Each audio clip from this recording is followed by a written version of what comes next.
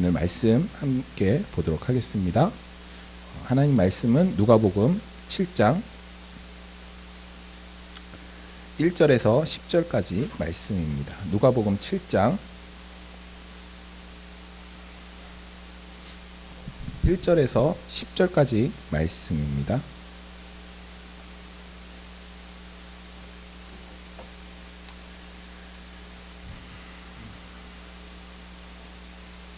네, 함께 교독하도록 하겠습니다. 제가 먼저 읽도록 하겠습니다.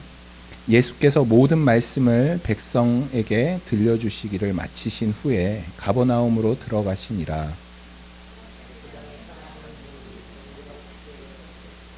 예수의 소문을 듣고 유대인의 장로 몇 사람을 예수께 보내어 오셔서 그 종을 구해 주시기를 청한지라.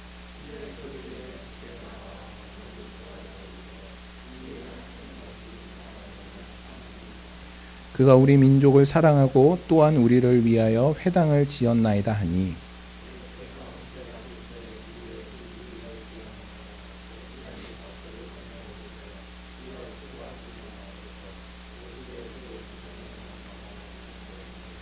그러므로 내가 주께 나아가기도 감당하지 못할 줄을 알았나이다. 말씀만 하사 내 하나님 하인을 낫게 하소서.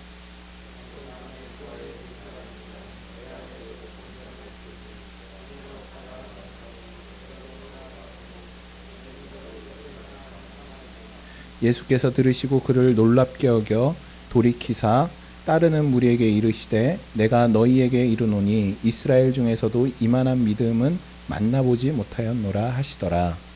보내었던 사람들이 집으로 돌아가 보매 종이 이미 나았더라. 아멘. 아멘. 네, 오늘은 누가복음 19번째 시간입니다. 오늘 본문은 우리가 너무나도 잘 아는 말씀이죠. 우리 누구나 다 한번 다 들어본 적이 있는. 그래서 말씀을 준비하는 것도 사실은 쉽지 않았습니다. 너무 이렇게 다 아는 말씀이고 우리가 너무나 유명한 말씀이기 때문에 사실은 쉽지 않았습니다. 그래서 좀 새롭게 뭔가 여기에 또 하나님의 말씀이 또 우리에게 주시는 그런 게 없을까 이렇게 묵상을 하고 또 이렇게 계속 고민을 하고 설교를 딱 준비했는데 결론은 똑같구나. 제가 깜짝 놀란 게 지난주 결론과 이번 주 결론이 똑같습니다. 그래서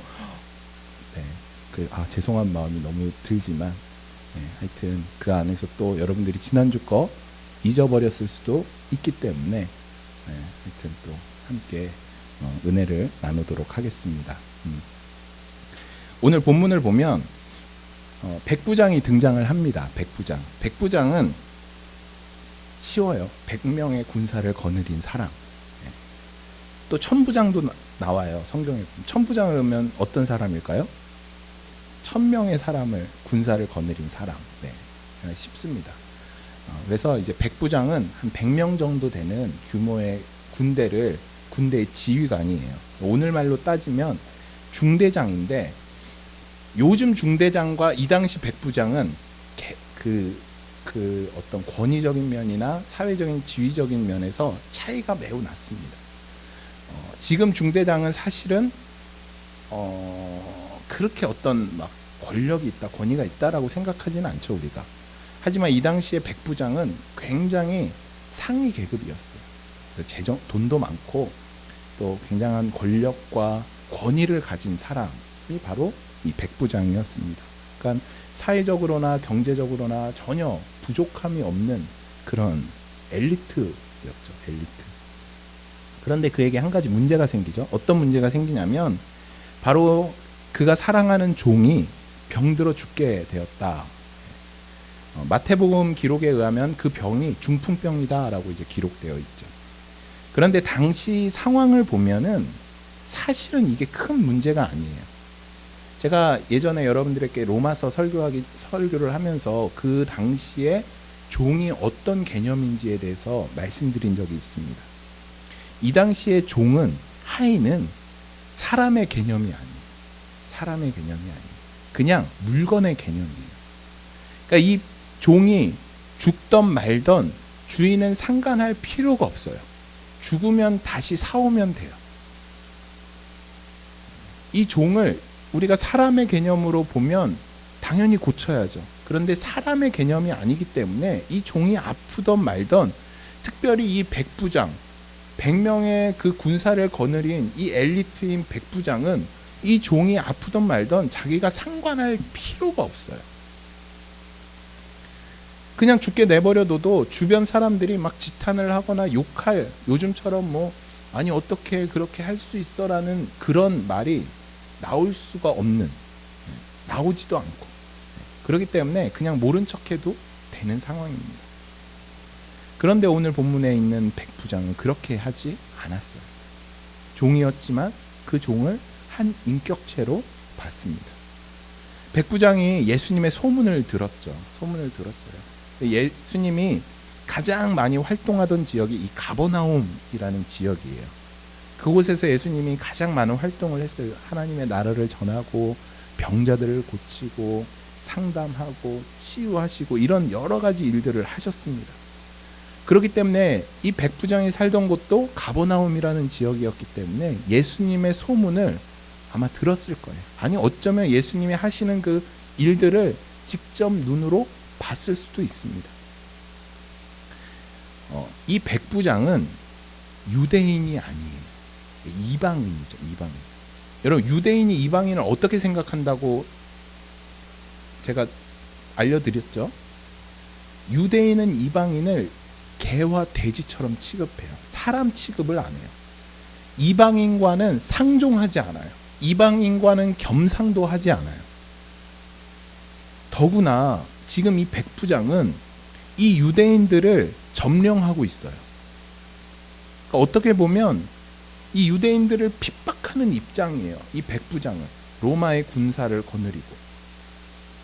그렇기 때문에 이 백부장, 이방인인 이 백부장, 또 유대인들은 사이가 좋을 수가 없어요. 절대 좋을 수가 없습니다. 그런데 이상한 사실은 오늘 이 이방인인 백부장은 유대인의 지도자인 장로들 사이가 좋아요. 심지어 이 유대인 지도자인 이 장로들을 예수님 앞에 보내서 도움을 청하게 해요. 그리고 이 장로들은 그 백부장의 말을 듣고 예수님께 가서 백부장의 어려움을 예수님 앞에 이야기를 해요. 이 백부장이 직접 예수님 앞에 나가지 않았던 것은 백부장도 알았어요. 예수님이 유대인이기 때문에 이방인인 자기를 만나주지 않을 수도 있다라고 생각했어요. 그렇기 때문에 그 유대인, 같은 예수님과 같은 유대인인 그 장로들에게 부탁을 한 것이죠. 그 장로들이 예수님 앞에 와서 이 백부장을 이렇게 소개를 합니다. 오늘 본문에 기록되어 있죠. 그가 우리 민족을 사랑하고 또한 우리를 위하여 회당을 지었나이다. 장로들의 말에 의하면 이 백부장은 유대인들을 사랑했대요. 그리고 백부장이 그러니까 사랑했다. 그렇기 때문에 우리가 어떤 가능성이 있냐면 이 백부장이 유대교로 개종했을 가능성이 있구나라는 것도 짐작할 수 있죠. 이방인의 입장에서 이 유대인에게 호의를 갖기란 쉽지 않습니다. 나를 대적하는 사람에게 호의를 갖는 것이 쉽지 않죠. 그런데 백부장이 유대인들을 사랑했고 그들이 어려울 때 그들을 힘써 도왔다라고 이야기하고 있습니다. 그리하였더니 유대인 장로들은 이방인인 이 백부장의 어려움을 적극적으로 돕고 나서기 시작한 것이죠. 요즘에 보면 진짜 무관심한 것 같아요. 저희 집 옆에 저희랑 붙어 있는 집 말고 저희 집 옆집이 있어요. 근데 어느 날 제가 운전을 하고 탁 나가려고 그러는데 애를 안고 들어가더라고요. 그래서 이렇게 네 애냐 했더니 자기 애래요. 방금 낳았대요. 방금 낳고 들어온대요. 제가 임신한 걸 못 봤거든요. 배가 나온 거를. 1년이었잖아요. 그것도 요즘 코로나라 집에 있고 뭐 뭐 나가지를 않았잖아요. 그런데 제가 임신한 걸 몰랐어요. 애가 낳고 온 걸 안 거예요. 네. 만약에 그것도 못 봤으면 애가 있는지 없는지도 몰랐겠죠. 제가 이런 걸 보면서 예전에 읽었던 그 저널이 생각이 났어요. 그때 그 저널에 어떤 게 있었냐면 요즘은 산무시대다라고 이야기를 하더라고요. 어떤 무관심하고 무책임하고 감동이 없다. 네. 자기 일 빼놓고는 아무 일 관심이 없다. 그리고 책임지지도 않고 감동받을 일도 없고. 지금 우리가 사는 시대는 진짜 이기적인 시대다라는 생각이 들어요. 물질만 중요하게 생각하고 굉장히 냉소적이고, 그런 시대를 사는 것, 그런 시대가 바로 우리가 지금 사는 시대다. 저희 부모님이 항상 말씀하시는 게 뭐냐면, 제가 어렸을 때 저희 집이 5층짜리 집이었어요. 그 아파트였어요. 5층짜리 아파트. 근데 저희가 1층에 살았는데, 제가 아침에 일어나면 5층까지 다 집을 들어간대요. 2층에 가서 2층 집 열고 아침에 들어가서 그 집 들어가서 인사하고 그 집 아침 뭐 먹는지 보고, 또 3층 가서 3층에 인사하고 다 오고, 다 올라갔다 오고 뭐 그렇게 한대요. 그 당시 그게 가능했던 것이 다 5층까지 다 아는 사람들이었어요. 친하게 지냈던. 그래도 아침에 가기는 좀 그렇죠. 네. 하여튼. 그런데 요즘 안 그런 것 같아요. 요즘은 정말 뭐 옆집에 누가 사는지도 관심이 없는. 그래서 많은 분들이 고독사라는 것을 하잖아요. 네. 관심이 없어요. 사람이 죽어도 몰라요. 참 안타까운 시대를 사는 것이 지금 우리 시대다라는 생각이 듭니다. 여러분, 신약 성경 안에서 유대인 장로들은 언제나 예수님을 대적하는 입장으로 등장을 했어요. 그런데 오늘 본문에서 등장하는 이 모든 인물들, 심지어 유대인 장로들조차 굉장히 훈훈하고 아름다운 모습으로 나와요. 그렇죠. 유대인 장로들은 그 이방인인 백부장을 돕기 위해 발벗고 나서고, 백부장은 그 당시 사람 취급도 안 하던 그 종을 치료하기 위해서 백방으로 노력하고, 너무나 아름다운 모습이에요. 서로가 서로를 돕기 위해 힘쓰는 장면이 오늘 본문에 나타나고 있습니다. 제가 우리 아이들 위해서 항상 기도할 때 항상 빼먹지 않고 기도하는 말씀이 있어요. 누가복음 말씀인데, 여러분도 여러분 자녀 위해서 기도할 때 꼭 이 말씀 놓고 기도하면 좋겠어요. 그게 어떤 말씀이냐면, 예수님이 성장할 때 누가복음에서 유일하게 예수님의 성장 과정을 이렇게 표현하고 있어요. 예수님은 자라실 때 하나님과 사람에게 사랑받았다라고 기록되어 있어요. 예수님은 하나님에게만 사랑받았던 분이 아니에요. 예수님은 성장하시면서 사람들로 하여금 사랑받고, 또 하나님으로부터도 사랑받았다. 여러분, 이것이 바로 예수님입니다. 십계명도 동일하죠. 여러분, 십계명이 하나님과 나의 관계만 언급되어 있나요? 아니에요. 하나님과 나의 관계도 언급되어 있지만 그보다 더 많이 사람과의 관계를 언급하고 있어요. 너 살인하면 안 돼. 간음하면 안 돼. 내 이웃의 물건을 탐하면 안 돼. 너 부모 공경해야 돼. 여러분, 이게 하나님과 무슨 관계가 있나요? 전혀 관계 없어요. 그럼에도 불구하고 하나님은 그것을 말씀하셔요. 지켜야 돼. 하나님이 중요하게 여기시는 것은 하나님과 나의 관계만 중요하게 여기는 것이 아니에요. 오히려 누가복음은 하나님과 나의 관계만큼 중요한 것이 어떤 관계냐면 내 이웃과의 관계예요. 예수님도 동일하게 말씀하셨죠. 너의 목숨을 다하고 생명을 다하고 힘을 다하여 하나님을 사랑해야 돼. 그런데 그와 동일하게, 여러분, 성경에는 첫째와 둘째로 나눠져 있지만 여러분, 그것은 동일하다, 헬라어로 똑같은 말이에요. 그와 동일하게 너가 해야 될 것이 무엇이냐면 내 이웃을 그냥 사랑하는 것이 아니라 내 몸과 같이 네가 너를 사랑하듯이 사랑해야 돼 라고 말씀하셔요. 이것이 바로 말씀이에요. 그런데 많은 분들이 기독교는 하나님과 나의 관계만 중요하게 여겨요. 절대 그렇지 않습니다. 하나님과 나의 관계만큼 사랑과의 관계도 중요해요. 여러분 예전에 밀양 영화 보셨죠? 전도연 나오는 그 밀양 영화에서 가장 핵심적인 내용이 어떤 내용인가요? 그 전도연이 자녀를 잃고 그 전도연의 자녀를 살해한 사람을 이제 용서하기로 마음을 먹어요. 그리고 감옥에 가요. 감옥에 갔더니 그 자기 자녀를 죽인 그 범인이 감옥에서 나오는데 이렇게 면회장소로 나오는데 너무 얼굴이 밝게 나오는 거예요. 그래서 얘가 왜 이렇게 밝지? 라고 생각할 때 그 사람이 이렇게 고백을 하죠. 하나님이 나를 이미 용서했습니다. 하나님 앞에 너무 감사합니다.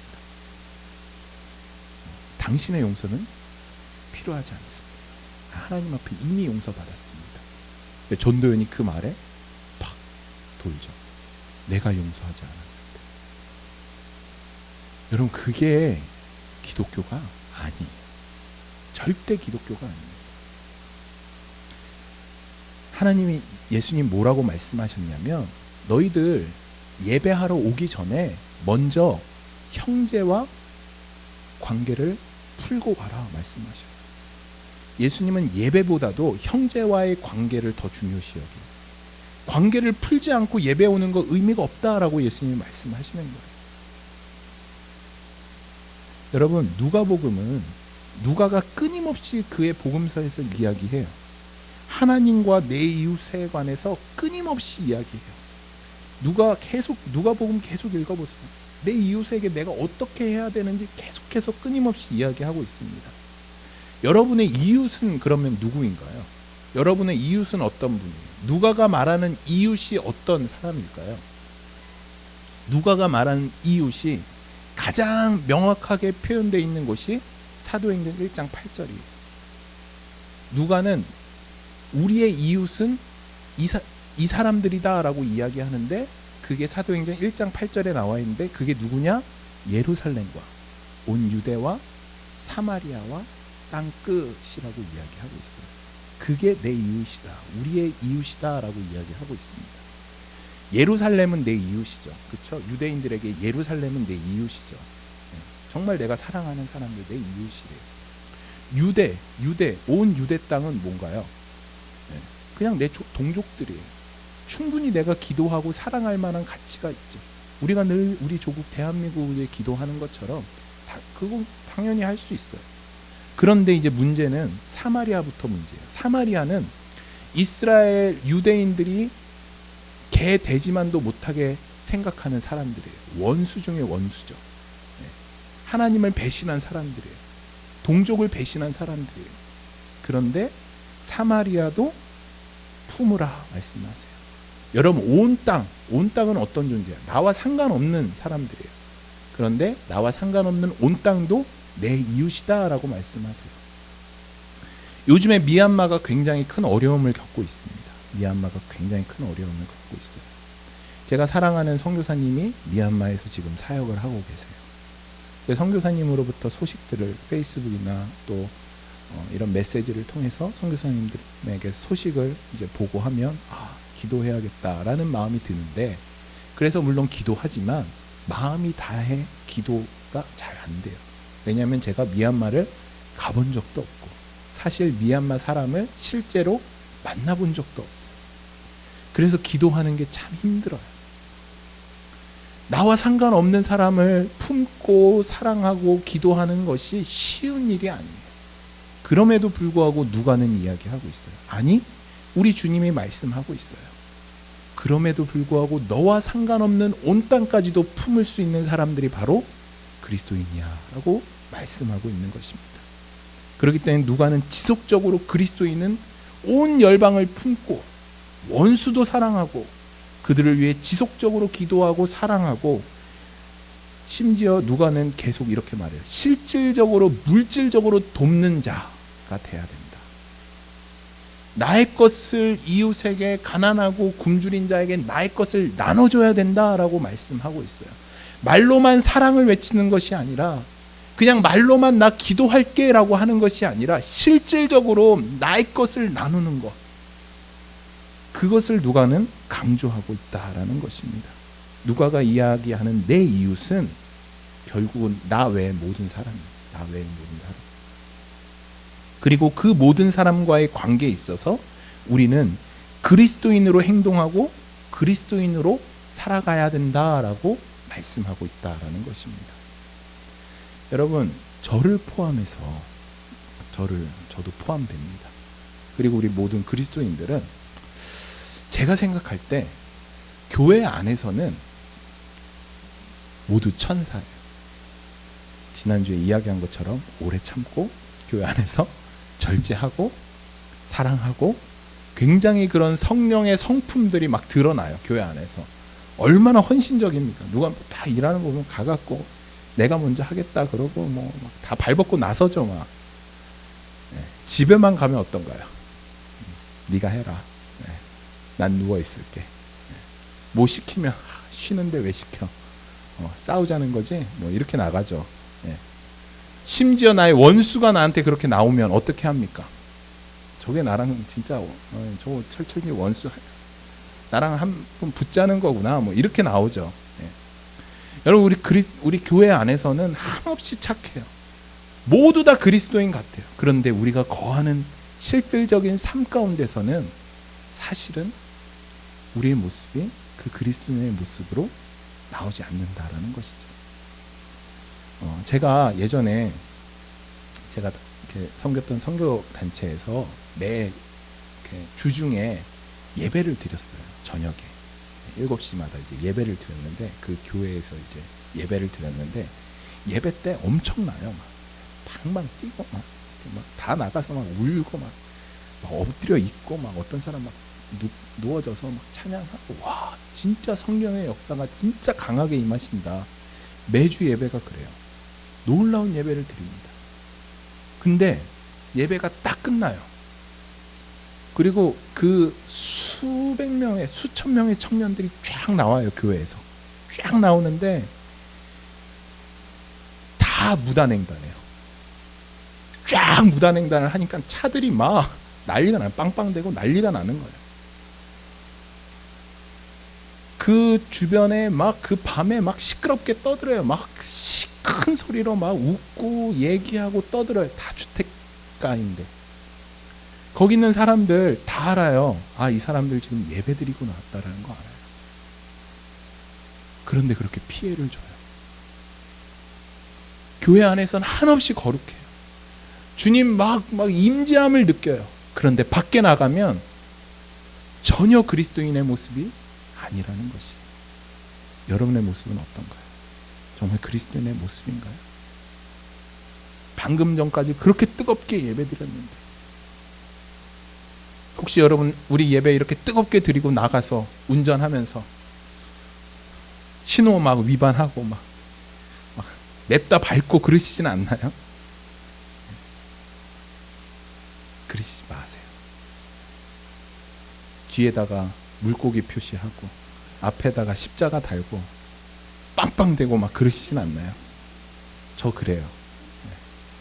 그래서 십자가를 가리고 싶어요. 빵대고 십자가 달지 말걸. 정말 우리가 우리 삶 가운데 그리스도인으로 서 있어야 돼요.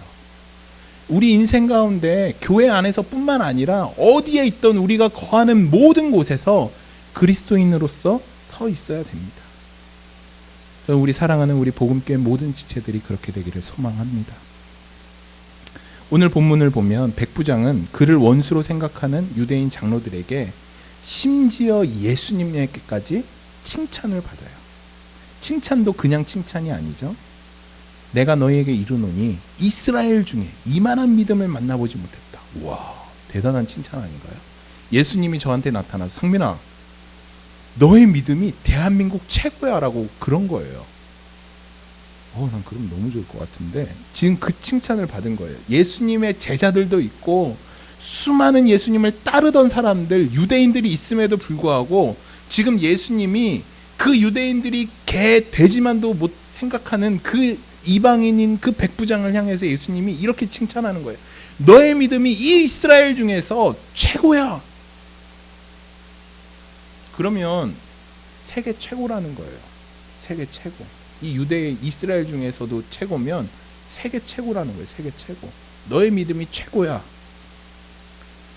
여러분, 이 백부장이 하나님을 믿었던 사람인지 아닌지 잘 모르겠어요. 성경에 나와 있지 않으니까. 이 사람이 예수님을 언제부터 믿었는지 잘 모르겠어요. 그런데 확실한 것은 이 본문을 통해 우리가 유추할 수 있는 건 이 백부장은 예수님을 믿었어요. 어떤 계기를 통해서 믿었는지는 잘 모르겠어요. 그런데 믿었어요. 예수님을 소문을 통해 알게 되었고, 그래서 그가 들었던 그 예수님을 이 백부장은 믿게 되었어요. 그리고 백부장이 이렇게 고백을 해요. 주여, 수고하지 마옵소서. 내 집에 들어가심을 나는 감당하지 못하겠습니다. 그러므로 내가 주께 나아가기도 감당하지 못할 줄을 알았나이다.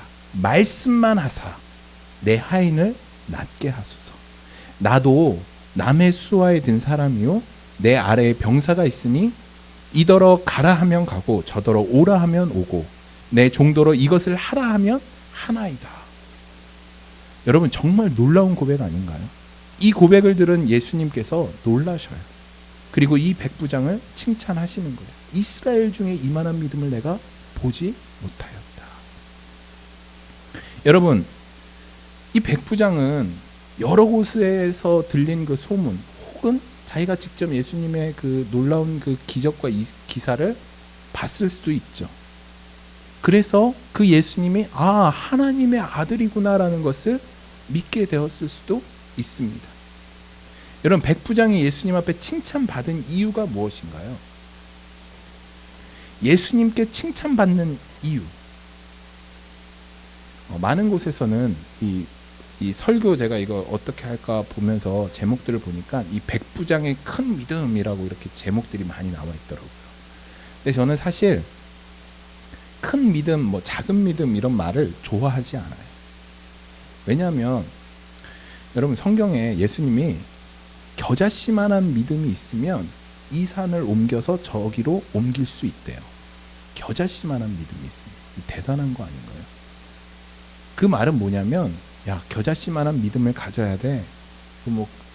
더 큰 믿음이 있으면, 나무만한 믿음이 있으면 더 막 지구를 옮길 수 있어. 이런 뜻이 아니라 믿음에는 큰 차이가 없다는 거예요. 예수님을 믿는 믿음에는 작은 믿음, 큰 믿음이 결코 중요하지 않다는 거예요. 그냥 믿는다라는 거예요. 믿는다라는 거. 큰 믿음? 맞는 말일 수 있죠. 그런데 정말 저는 이 말보다 더 정확한 것은 예수님을 주님으로 인정하는 것. 인정하는 것. 여러분, 그래서 우리 큰 믿음, 작은 믿음 이런 거 이렇게 안 썼으면 좋겠어요. 우리 어떤 거 부탁하면 제 믿음이 연약해서 작아서. 물론 연약할 수 있죠.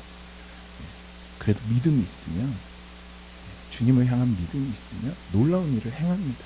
내 안에 계신 주님께서. 그렇기 때문에 여러분, 정말 중요한 것은 저는 이렇게 생각해요. 우리의 믿음의 방향성. 제가 예전에 기도원 가면 이제 저도 이제 많이 했었죠. 원장님이 이렇게 딱 앉아 계세요. 그러면 이제 사람들이 기도 받으러 와요. 이제 다 머리 내밀고 이제 다 기도해 주시면 안수기도 하면 막 병마야 물러가라, 예수 그리스도 물러가라 막 하면 저기서 막 아멘 막 소리가 나와요. 근데 제가 그런 것들을 이제 잠깐 보면서 다들 어디에 초점이 있냐면 병이 치유되는 것에 초점이 있어요. 병이 치유되는 것에. 또 어떤 사람은 물질이 회복되는 것에 초점이 있어요. 어떤 사람은 자기의 환경이 좋아지는 것에 초점이 있어요. 행하시는 예수님한테는 초점이 있는 게 아니라 거기에 부수적인 거에 초점이 있어요. 병에 초점이 있고 물질에 초점이 있고 상황에 초점이 있고. 우리가 기도를 하다 보면 하나님 저에게 1,000불만 주세요라고 기도하기 시작하면 어느덧 1,000불이 내 안에 전부가 되어버려요. 1,000불이 나에게 있느냐 없느냐가 중요한 거예요. 예수님이 중요한 게 아니라. 여러분 그 내려놓음이라는 책 아셔요? 이용구 선교사님께서 지은 그 내려놓음이라는 책. 저는 여러분들이 못 읽어보신 분이 있다면 꼭 읽어보셨으면 좋겠어요. 너무 귀한 책입니다. 이 내려놓음은 그 책에서 우리의 모든 것들을 내려놔야 된다라고 이제 강조를 하는데, 이것을 제 식대로 표현하면 이거예요. 내려놓음을 제 식대로 표현하면, 제가 늘 여러분들에게 강조하는 것, 나는 죽고 오직 예수 그리스도께서 사신 삶. 내려놓음은 내가 죽는 거예요. 그리고 내 안에서 예수 그리스도께서 사시는 거예요. 수많은 우리의 기도 제목들을 가만히 보면 우리 삶에 그 기도의 제목들이 주인이 되어 버렸어요. 이것만 해결되면. 여러분, 오늘 본문에서 백부장의 태도가 어떤가요? 오늘 본문에서 백부장은 예수님이 모든 것의 주인임을 믿음으로 고백해요. 여러분, 그가, 이 백부장이 그것을 어떻게 알았는지, 그것을 언제부터 믿었는지는 잘 모르겠지만 백부장이 이렇게 고백을 합니다. 백부장이 심지어 질병의 주인도 주님이십니다라고 고백해요. 예수님께서 꾸짖으셨을 때 귀신이 도망가고 병이 나가죠. 백부장이 이렇게 말씀하죠. 말씀만 하사 내 하인을 낫게 하소서. 말씀만 하사. 귀신에게도 질병에도 예수님이 그 모든 것들의 주인이십니다라는 것을 백부장이 고백하는 것이에요. 예수님의 권위가 그 위에 있다라는 것을 백부장이 인정하는 것이에요. 고백하는 것이에요. 그보다 더 위에 계신 주님을 바라봐요. 주님의 그 권위를 인정해요. 주님의 그 권위를 믿음으로 고백해요. 그 모든 권위를 가지고 계신 주님이시기 때문에 말씀만 하사 이 모든 것들을 그 말씀으로 해결하실 수 있습니다. 이것이 바로 백부장이 믿음으로 고백하는 것이에요. 그렇기 때문에 백부장이 말씀만 하사 내 하인이 날 수 있습니다라고 말할 수 있었던 것이죠. 여러분, 백부장은 예수님이 굳이 오시지 않아도 된다라고 이야기해요. 직접 와서 손을 대거나 무언가를 하지 않아도 오직 말씀으로 고치실 수 있다라고 고백합니다. 그런 분이라는 것을 믿어요. 주님이 모든 것의 주인 되심을 고백하는 것이죠. 여러분, 백부장이 주님을 주인으로 인정하지 않았다면 아마 예수님을 오지 말라고 하지 않았을 거예요. 오히려 예수님을 빨리 자기네 집으로 모셨겠죠. 빨리 오셔야 돼요. 예수님 빨리 가십시다. 예수님이 꼭 손을 대서 기도해 주셔야 돼요. 예수님 무언가를 해서 꼭 낫게 하셔야 돼요. 여러분, 혈루병 걸린 여인이 그 수많은 사람들을 해치고 저 예수님의 옷자락만 내가 손으로 만지면 내 병이 낫겠다.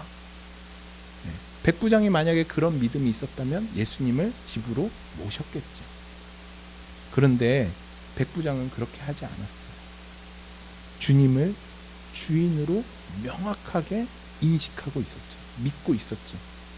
그리고 그 주인됨의 그 권위를 인정하면서 담대하게 주님 앞으로 나아갔다. 여러분 눈에 예수님이 보이시나요? 네, 예수님이 안 보이시죠. 예수님이 우리가 눈에 보이지 않으니까 자꾸 눈에 보이는 권위자를 우리가 찾아요. 자꾸 그 능력자, 무언가 눈에 보이고 드러나는 사람들을 우리가 따라가려고 해요. 그런 사람들을 찾으려고 해요. 그래서 그런 사람들 소문이 좋다 이러면 막 가서 기도받으려고 하고 그 목사님이나 아니면 기도원 원장님 손이라도 한번 붙들려고 그러고 그런 일들이 많이 있죠. 저는 이 백부장의 믿음이 우리에게 있었으면 좋겠어요. 여러분, 주님을 주님으로 인정하기 시작할 때 눈에 보이는 거는 중요하지 않아요. 내 안에 계신 주님께 더 집중하기 시작합니다. 우리에게 약속하신 그 말씀에 더 집중하기 시작해요. 그리고 그 말씀을 통해 역사하시는 주님께 우리가 더 집중하기 시작합니다. 그렇기 때문에 매일매일 삶 가운데 내 안에서 역사하시고 말씀하신 그 주님의 그 음성에 우리가 더 귀 기울이기 위해서 더 노력해요. 여러분, 주님을 주님으로 인정하는 그 시작이 바로 내려놓음. 내가 죽는 것이에요. 내가 죽는 것. 백부장에게는 굉장한 권위가 있었죠. 높은 지위, 군대가 있었죠. 권력이 있었죠. 그럼에도 그는 철저히 주님 앞에 낮아졌어요. 주여 수고하지 마옵소서. 백부장이 주님을 주여라고 고백해요. 그냥 주님을 높인 것이 아니에요. 주님이 말씀하실 때 주여라고 부르는 사람들은 말씀을 듣고 행하는 사람들이 나에게 주여라고 말한다라고 예수님이 말씀하셨어요. 그렇기 때문에 백부장은 예수님을 진짜 주인으로 믿은 거예요. 여러분, 우리가 아는 사람 중에 정말로 이것을 고백하는 사람이 있죠. 바로 아브라함. 아브라함이 22장에 보면, 창세기 22장에 보면 이삭을 제물로 하나님 앞에 바치고 나서 비로소 하나님 앞에 인정받아요. 야, 드디어 네가 나를 경외하는 줄을 내가 알겠다. 이 경외하다에는 인정하다라는 뜻이 있어요. 여러분, 아브라함이 그의 친척 본토 아비집을 떠날 때 하나님이 인정하지 않으셨어요. 그가 하나님으로부터 약속을 받을 때 하나님이 그를 인정하지 않았어요. 언제 인정했냐면 이삭을 드릴 때, 말씀에서 그때야 비로소 아브라함을 하나님이 인정하세요. 그게 어떤 의미냐면, 여러분, 우리가 주님을 주인으로 믿는다라는 것은 하루아침에 되는 게 아니에요. 나 오늘부터 주님이 내 주인 되셔. 절대 그렇게 되지 않아요. 주님을 주님으로 인정하는 것은 어떻게 되냐면, 내 매일의 삶 가운데 내가 매일매일 죽는 것이 쌓여갈 때 비로소 되는 거예요. 어제의 삶이 내가 주인된 삶이었다? 그러면 오늘 여러분 절대 주님을 주인으로 모실 수 없습니다.